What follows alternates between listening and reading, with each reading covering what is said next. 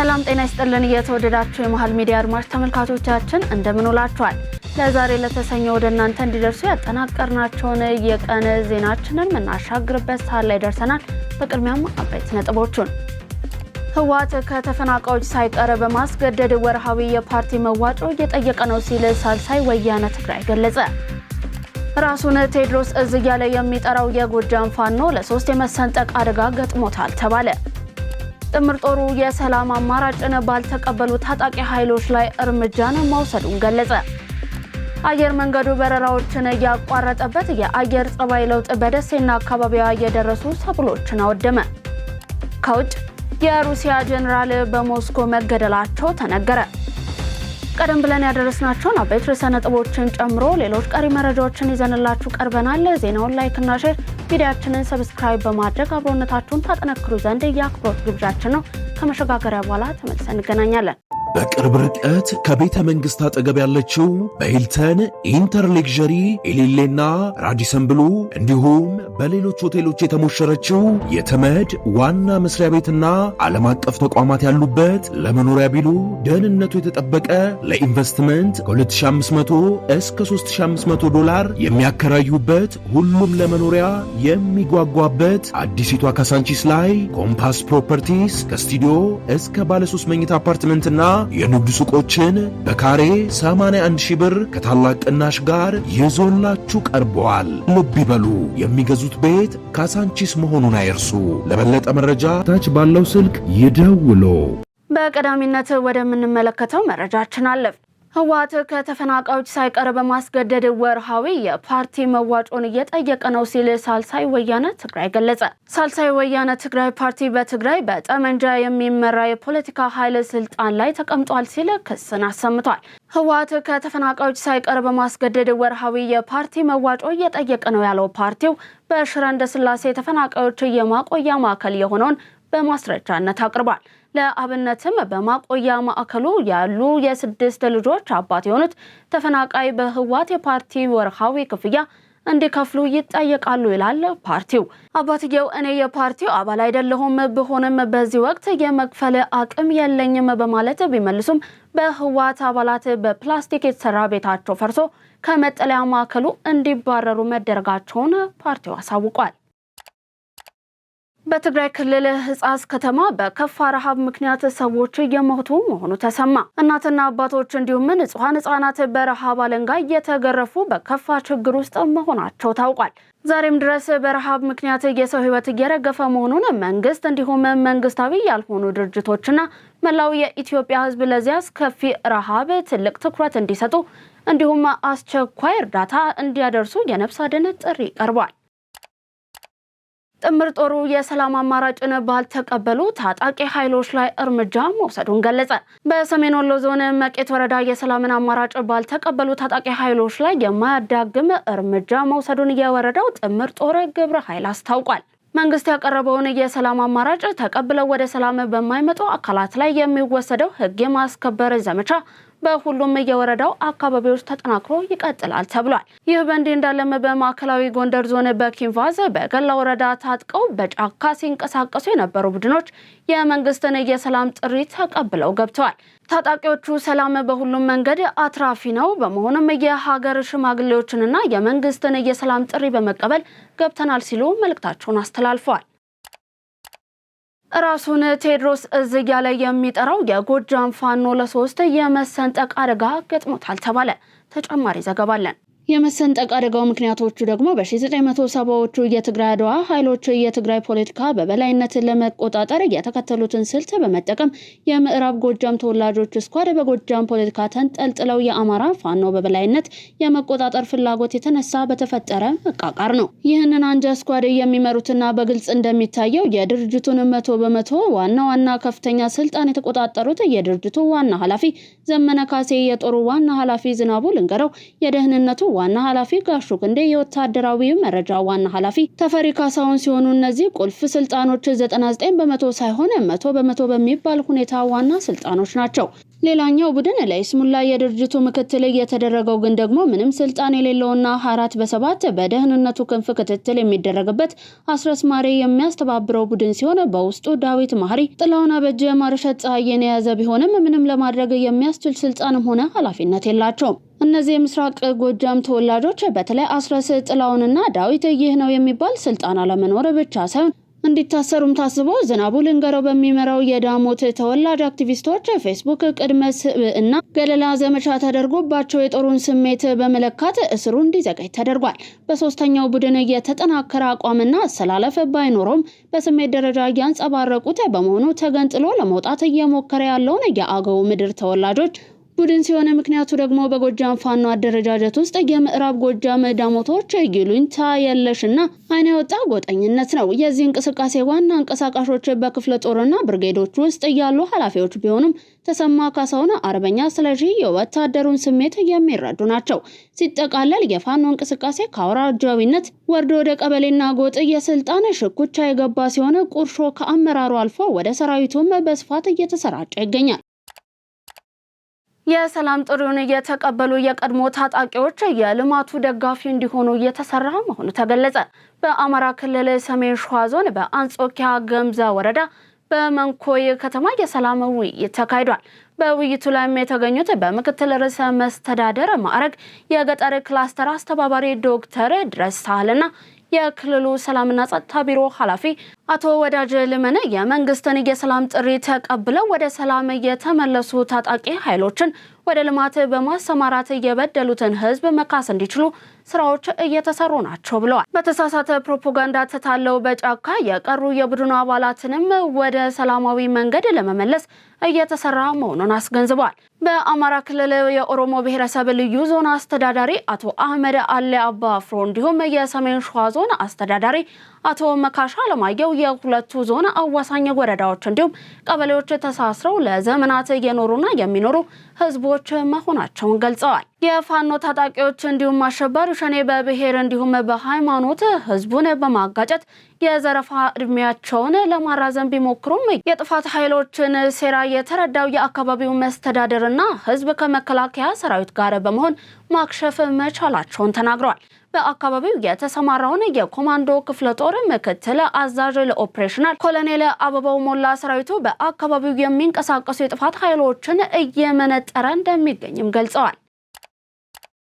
የኢትዮጵያ አየር መንገድ በረራዎችን ያቋረጠበት የአየር ጸባይ ለውጥ በደሴና አካባቢዋ የደረሱ ሰብሎችን አወደመ። በአማራ ክልል ደቡብ ወሎ ዞን ደሴ ከተማና አካባቢዋ በድንገት በተቀየረ የአየር ሁኔታ ምክንያት የኢትዮጵያ አየር መንገድ በረራዎቹን ለማቋረጥ መገደዱን ማስታወቅ ይታወሳል። አየር መንገዱ ለበረራ አመቺ ያልሆነ የአየር ጸባይ በመከሰቱ የታህሳስ 12ና 13 ቀን በረራዎቹን መሰረዙን ትላንት ባወጣው መግለጫ መግለጹ ይታወሳል።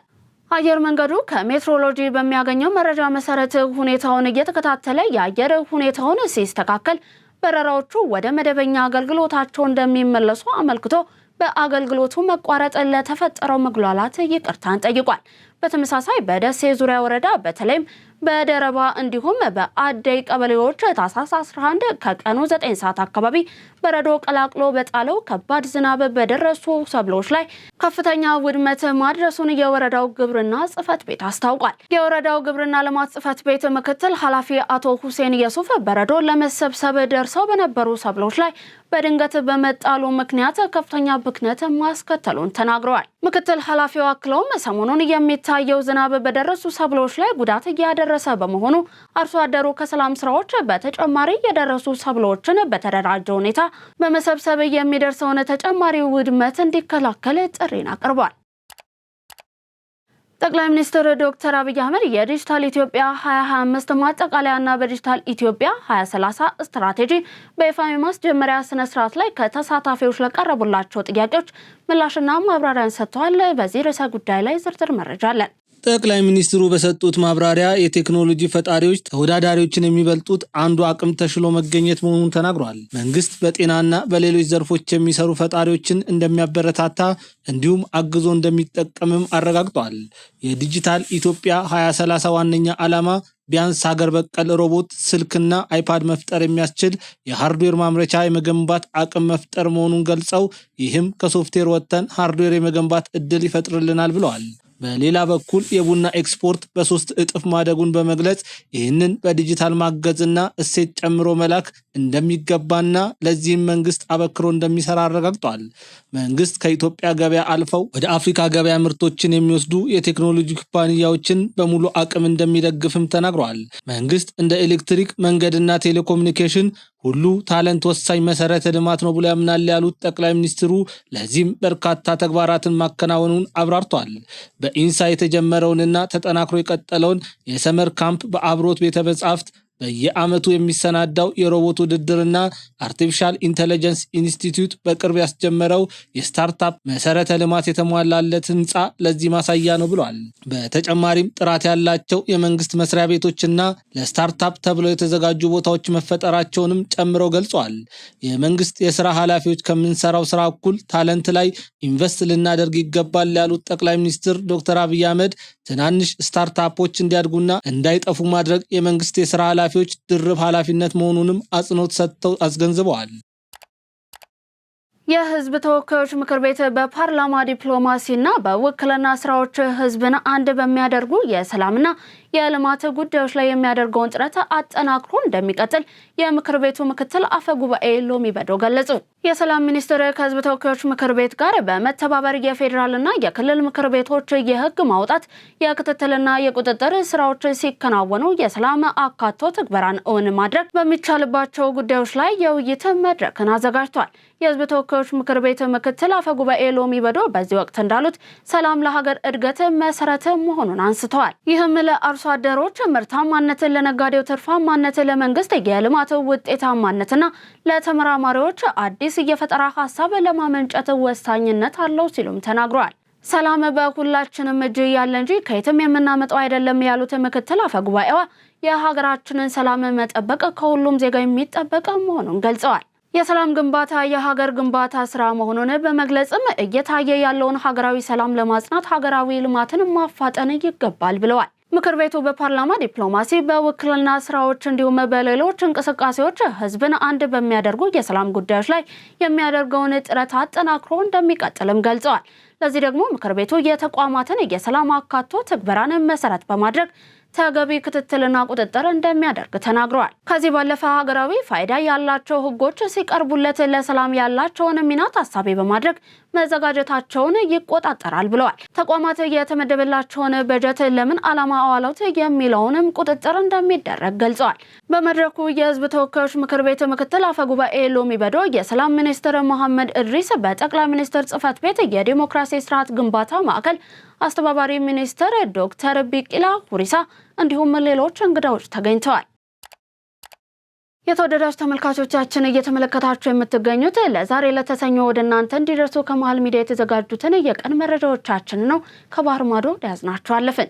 ሜሪትስ ፕሮፐርቲ እንኳን ለፈረንጆቹ አዲስ ዓመት በሰላም አደረሳችሁ እያለ ከ35% ታላቅ የዋጋ ቅናሽ ጋር ተመልሷል። ሜሪትስ ፕሮፐርቲ ባለ 1 መኝታ ሽያጭ ማጠናቀቃችንን ከወዲሁ እየገለጽን ባለ 2ና ባለ 3 መኝታ አፓርትመንቶችን በጥሬ ገንዘብ ለሚከፍሉ በካሬ 68,000 ብር የ35% ቅናሽ የተደረገባቸውን የመኖሪያ አፓርትመንቶች ይዞሎት ቀርበዋል። የሳይት ከቤተ መንግስት አቅራቢያ ላይ የሚገኝ ሲሆን አራዳ ፓርክና ፍሬንድሺፕ ፓርክን ከፊትና ከኋላ እየተመለከቱ ይኑሩ ይሎታል። ባለ 2 መኝታ በ6.4 ሚሊዮን ብር ጠቅላላ ክፍያ፣ ባለ 3 መኝታ በ8.8 ሚሊዮን ብር አጠቃላይ ክፍያ አቅርቦላችኋል። በዚህ ቅንጡ መንደር ውስጥ መዋኛ ገንዳ፣ ጂምናዚየም፣ ደረጃቸውን የጠበቁ ሰፋፊ ሊፍቶች፣ ምቹና በቂ መኪና ማቆሚያ ቦታዎች፣ ዘመናዊ የደረቅ ቆሻሻ ማስወገጃ፣ አውቶማቲክ ጄኔሬተር የተገጠመለት የከርሰ ምድር ውሃና ለተለያዩ አገልግሎቶች የሚውል ሰገነትን በአንድ አካቷል። ለበለጠ መረጃ ከታች ባለው ስልክ ይደውሉ። የሩሲያ ጄኔራል በሞስኮ መገደላቸው ተነገረ። በመኪና ውስጥ በተጠመደ ቦምብ ጀነራሉ ህይወታቸውን ማጣታቸውን የአርቲ ዘገባ አመልክቷል። የሩሲያ የምርመራ ኮሚቴ ከፍተኛው ጀነራል ህይወታቸውን ማጣታቸውን ካረጋገጠ በኋላ ምርመራውን አጠናክሮ ቀጥሏል። በደቡባዊ የከተማዋ ክፍል በርካታ ተሽከርካሪዎች ወድመዋል፣ አሽከርካሪዎችም ተጎድተዋል። ሌተናል ጀነራል ፋኒል ሳርቫሮቭ የኦፕሬሽናል ስልጠና መሪ እንደነበሩም ተነግሯል። የግድያ ሁኔታው ምንድነው የሚለውን የደህንነት ኃይሎች አሁንም በማጣራት ላይ ናቸው። የዩክሬን የኢንተለጀንስ አገልግሎት በጉዳዩ ላይ እጁ ሊኖርበት ይችላል የሚል ጥርጣሬም ሞስኮ አላት። ሳርቫሮቭ በመከላከያ ውስጥ ለከፍተኛ ባለሙያዎች ስልጠናን በማዘጋጀት እንዲሁም የተለያዩ ኃላፊነቶችን በመውሰድ የሚታወቁ ነበሩ።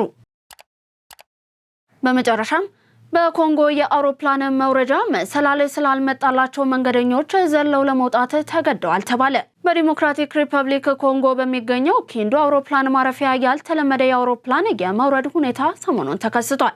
ለሰዓታት ከቆዩ በኋላም እንኳን መሰላል ሊገኝ ባለመቻሉ ተጓዦች ከ2.5 ሜትር ከፍታ ላይ ዘለው ለመውረድ ተገደዋል ነው የተባለው። የተወደዳችሁ የመሃል ሚዲያ አድማጭ ተመልካቾቻችን የዛሬ መሃል ዜናችን እስካሁን የተመለከታችሁትን ይመስል ነበር። ዜናውን በማድረስ እኔ ትዕግስት ሁሉ አብሬያችሁ ቆይታ አደረግኩኝ። ዜናውን ላይክ እና ሼር፣ ሚዲያችንን ሰብስክራይብ በማድረግ አብሮነታችሁን ታጠነክሩ ዘንድ የአክብሮት ግብዣችን ነው። ሰናይ ቀንን ተመኘን።